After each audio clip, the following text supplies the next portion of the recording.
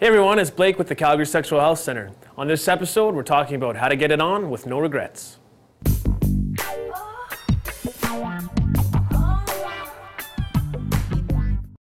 When it comes to making choices about anything sexual, it's hard to know where to start.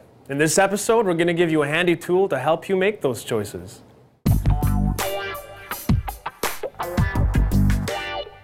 It's called Head, Heart, Body.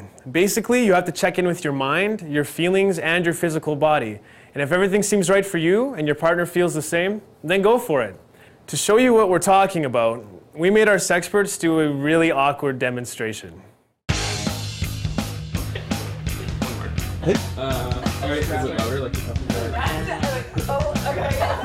Quiet on set, everybody, please. So Jack and Tyler are going to be getting it on for us tonight. We're going to ask them a couple questions. So Tyler, how's your head feeling tonight? Good. I'm pretty sure this is consensual, so... Yeah, we got condoms and stuff. Excellent, excellent. Jack, and what about your heart? Are you feeling all right? I'm feeling pretty into it. Like, we've been kind of flirting over this past little while. Sexual tension. Oh, that's good. And what about you guys' bodies? I'm hard.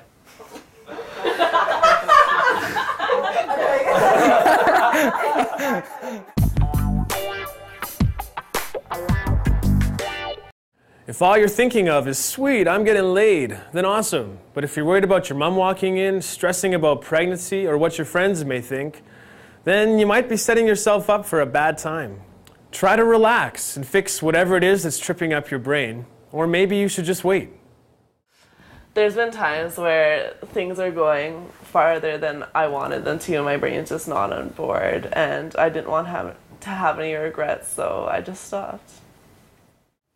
My head, heart, and body were actually all into it, and so were hers. And we were, in the middle of a passionate lovemaking session, and the condom broke, and all systems were formally shut off, and that baby wouldn't leave my mind's eye. So that was it for me.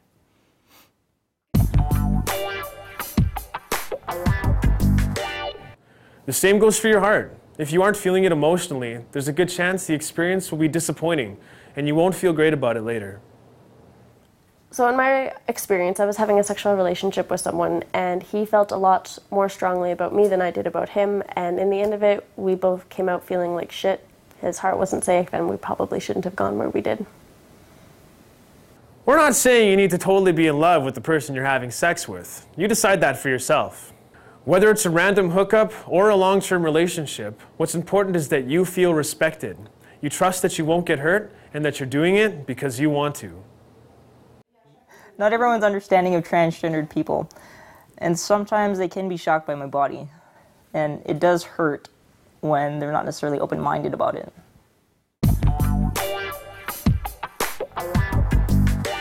You might think your body's always on board, but bodies are complicated, and sometimes they don't respond the way we expect them to. Lost directions, things just don't feel good, or something actually hurts. There's been a few times that I've come home from the bar with people and decided post-beer goggles and with actual light that I'm not so attracted to them anymore, and my body wasn't in it, so I couldn't do it. It can go the other way too. You might get turned on if someone touches your body, but that doesn't mean you want to have sex with that person or at that moment. The vibrations on the bus might turn you on, but that doesn't mean you want to have sex with the bus. There was this one time when I was at the bar and some guy was totally trying to touch me, grope me, kiss me, make out with me, and I was not in it, head, heart, and body.